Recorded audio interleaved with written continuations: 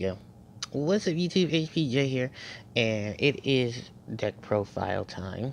Once again, at this time, we're going back to Yosenju, but we are doing a different variation of Yosenju. I did promise you guys I was going to have two variations of this deck that I was going to focus on, and this one is not a really nice a familiar version of Yosenju. It isn't the Dino Wrestler build, ironically enough, because I still had to read up on a lot of those things before I built it and then make my own tweaks to it. But this variation is Yosenju Kaiju, and it's an old variation of it with some up-to-date stuff in it, of course. Um, just know that the extra deck from this video is the same as the last one, so no one get too confused about why the extra decks are the same. So let's get started. So I did have to do a lot of change-ups to the deck. So the only things that have not changed actually are the Yosenjus themselves. So it's 3 copies of Yosenju, comma, 1, 2, 3, and Tetsuchik. Those are pretty much all the Yosenjus that I use in the main deck. For the rest of the deck, in terms of its monster count, I'm running 3 copies of Gadarla, the Mysterious Dust Kaiju, and 2 copies of Komodulus, the Sticky String Kaiju, because these 2 are practically the only cheap ones that I could possibly find. I'm not lying. Look online. Can't find the other 2. I'll talk about it more when I get into my explanations for deck choices. So that's pretty much it for the monsters. For the spells, I'm still running 3 copies of Yosen Training Ground. Constantly call it Yosenju Training Ground, but it's Yosen Training Ground. And 3 copies of Fire Formation Tiki. I almost called it Firewall. For the rest of the spells, I'm running 2 copies of Quillpin of Guldos. I'm running 2 copies of Pot of Duality. 1 copy of Interrupting Kaiju Slumber. 1 copy of Regeki, Dark Hole, and Monster Reborn. So that is all of the spells. Onto the traps. Very few traps. Some variations have their own build of what traps they run when it comes to Yosenju. But I'm just sticking to a basic set of Yosenju Secret Move in a full set, a set of Storming Mirror Force, and each of the songs. So that is pretty much it for the main deck. And like I said, the extra deck is still the same as the other.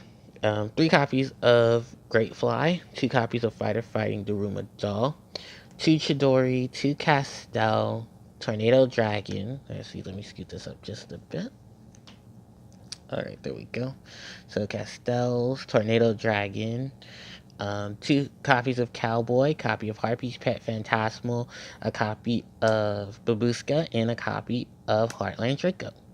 So that is pretty much it for the extra deck. And so just to clarify the choices, I think the Yosenju, of course, obviously, is a great Beast Warrior, Beast Beatdown setup. Ironically enough, it comes from Wind, which tends to be Konami's least favorite attribute to do a deck about. But when they do shell out if it isn't Harpie Lady. Because we've had Ritual Bees, the Shiranui weren't too bad, but they are a ritual-based deck that are based on spirit effects. Yeah, and I'm trying to think what Miss Valley, but Miss Valley had its own problems.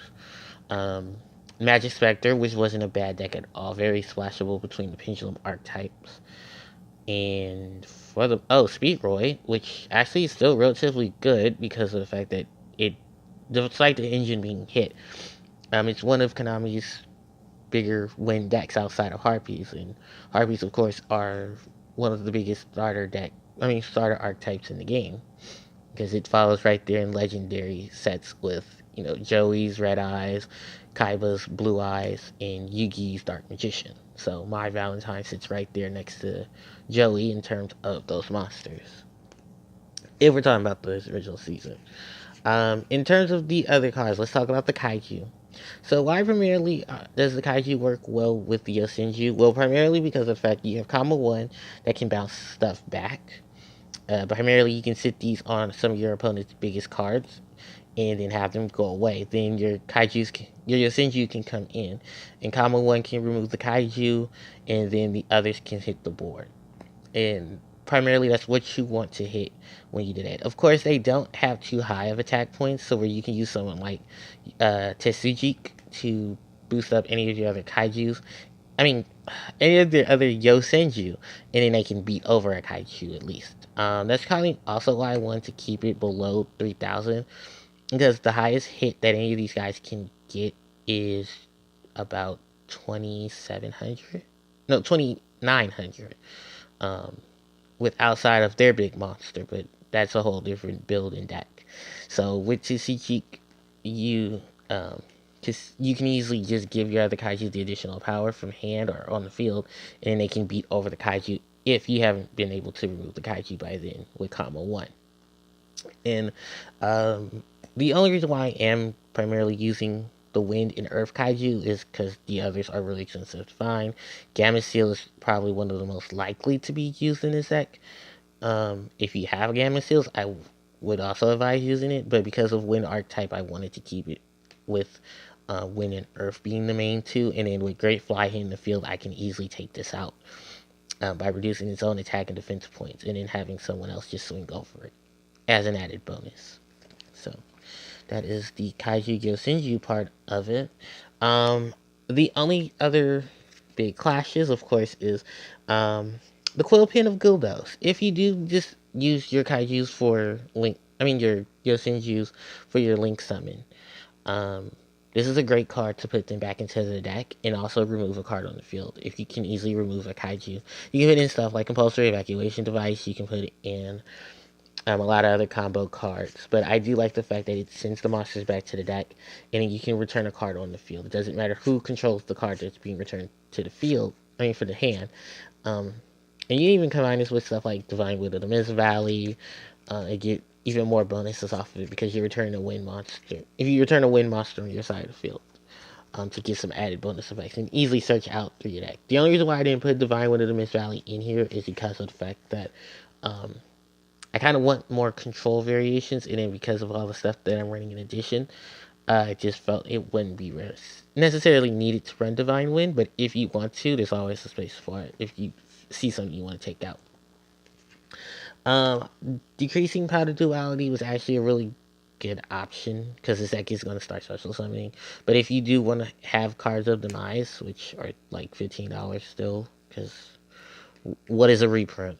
You can easily swap these out for card of demise and put the demises in if that's more of your play style. But I just chose to do pot because I can dig into the deck, and even if I don't know exactly what I'm to pretty much get what I want and then send whatever I don't need back to the deck for a later period of time and not lose my hand in the process.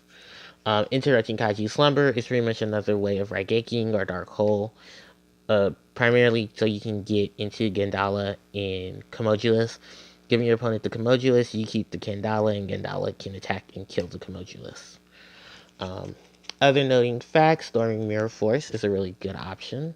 You can run any variation of the Mirror Forces to get rid of your opponent's stuff. I just prefer Storming. Drowning would be a good option as well.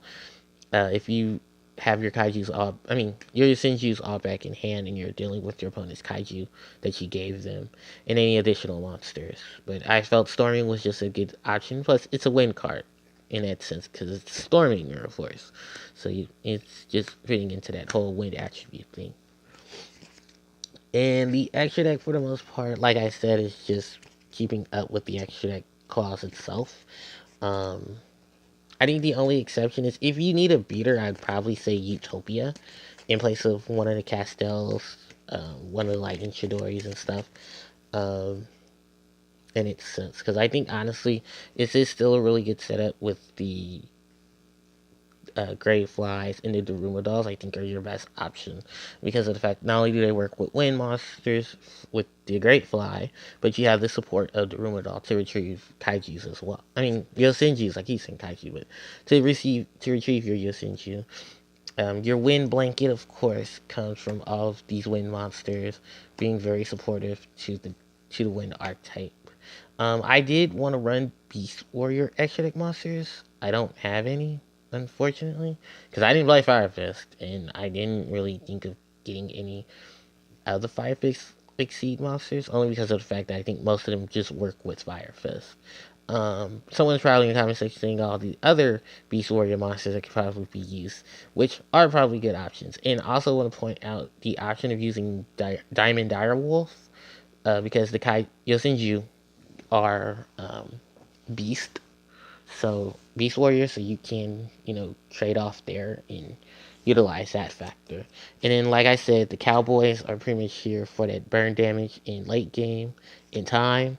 Uh, Babuska is never too bad of a card to go into when you want to control the board, and this can be changed out for anything, but I just put it in here because I have the training ground and the Tinky. So that's pretty much it for this art profile. I hope you guys enjoyed.